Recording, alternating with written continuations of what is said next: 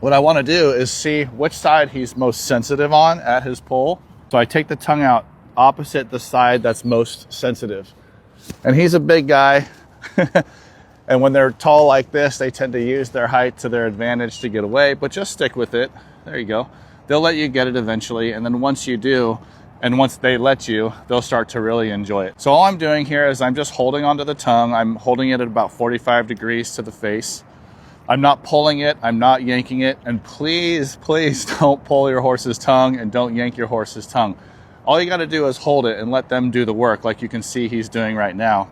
And what he's trying to do is he's trying to retract that tongue back into his mouth by utilizing these muscles over here to do that work. And what I'm feeling for here is that he stops pulling so hard. A lot of times what they'll do is they'll stop chewing and pulling altogether, and that tongue will just kind of hang limply out of the mouth. Or if he drops his head. So I'm looking for either of those signs. If he's still sore on that side, then I'm going to do a little bit more work, probably directly on the muscles up there or directly on the muscles at the hyoid. And then I'll check the other side as well. So there's that head drop. So I'm going to go ahead and let that tongue go.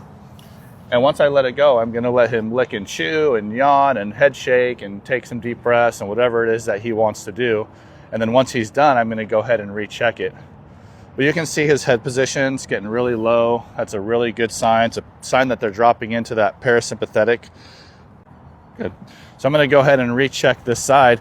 And one thing to keep in mind is that if your horse is sore at their hyoid and you do this with the tongue, when you go back to recheck it, initially they're going to be a little bit hesitant, right? Because they're going to assume that it's going to hurt because the last time you touched them up there, it hurt.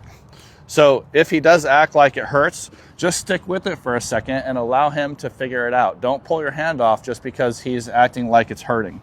Okay, so let's recheck this. Good boy. So you can see his hesitancy here, and I'm not even pushing on it right now. My hand is just sitting up there.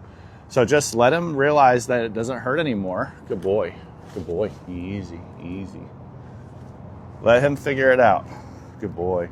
You don't know how long they've been dealing with this pain, and so they're going to be expecting it to hurt. So just let your hand sit there until he drops into it a little bit. There we go. Good boy. And then you can rub. Look at that. Good boy. There. So I'm rubbing that, getting in there. He's really starting to drop. Oh, good boy. Oh, that's the best. A